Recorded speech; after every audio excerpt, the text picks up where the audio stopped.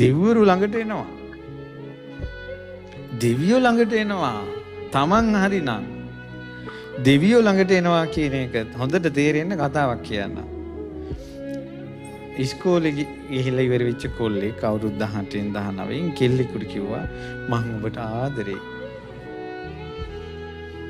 කෙල්ල කිව්වා ඔහොම නෙවෙයි යම රාජ්‍යරුව බැන්දත් ඕනම් බඳින්නේ නැහැ.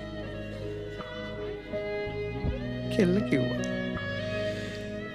ඊට පස්සේ කිව්වා මම ඔබට ඇත්තටම ආදරේ. උඹ දන්නවා මම පාටි වලට ගිහිල්ලා බීලා වැටිලා තියෙනවා.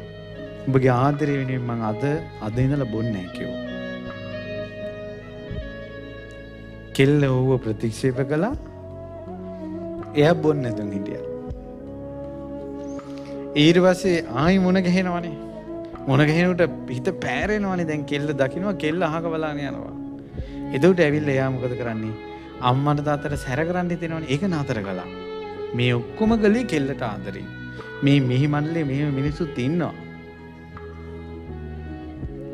දුප්පත් කොල්ලා කොරියන් විභාගෙ ලියලා කොරියාවෙ ගියා. යන දවසේ මැසේජ් එකක් දැම්මා මම යන්නේ උඹට හොඳ අනාගතයක් ඇති කරගන්න සල්ලි ටිකක් හොයාගෙන එන්න.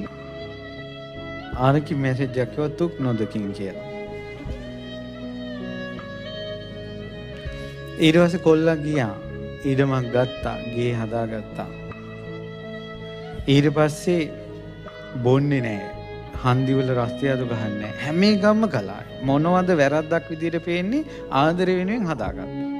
අවුරුදු 10ක් ගිය තැන කිව්වා ආයෙත් කෙල්ල මොන ගිහිල්ලා කිව්වා මට උඹ බඳින්න ඕන. මගේ ජීවිතේ උඹත් එක්කමයි තියෙන්නේ කියලා.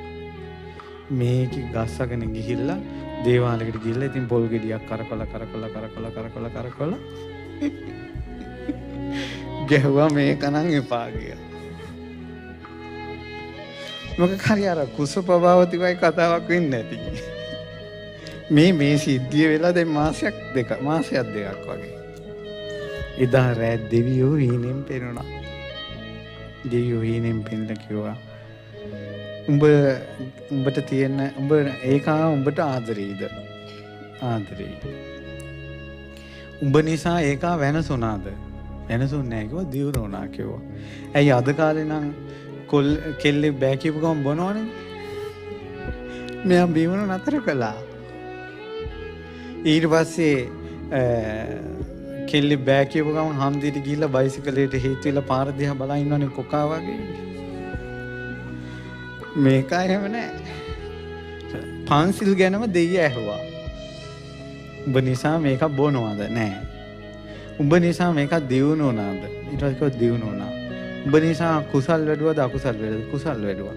එතකොට බලාපංකව ආදරේ වෙනුවෙන් දියුණු වෙච්ච ආදරේ වෙනුවෙන් අකුසල් අත්හැරපු මේ වාගේ මිනිසෙක් සත්පුරුෂයෙක්ද අසත්පුරුෂයෙක්ද ඇහුවා. සත්පුරුෂයෙක් කිව්වා. ඊට පස්සේ කිව්වා සත්පුරුෂයෙක් ඔය වගේ උඹට යෝජනාවක් කරද්දී තෝ පොල් ගහනවා කියලා කියන්නේ තෝ උපදින්නේ නිරේ කිව්වා. ආයෙ ආවොත් පොල් ගෙඩියක් අරගෙන තෝගේ ඔළුවේ ගහනවා කියලා. පහුවදා කියලා කැමති වුණා. එහෙනම් හොඳ කොල්ලන්න කපුකම් කරන්නේ කවුද? දෙයියෝ. මං උපමාවට කිව්වේ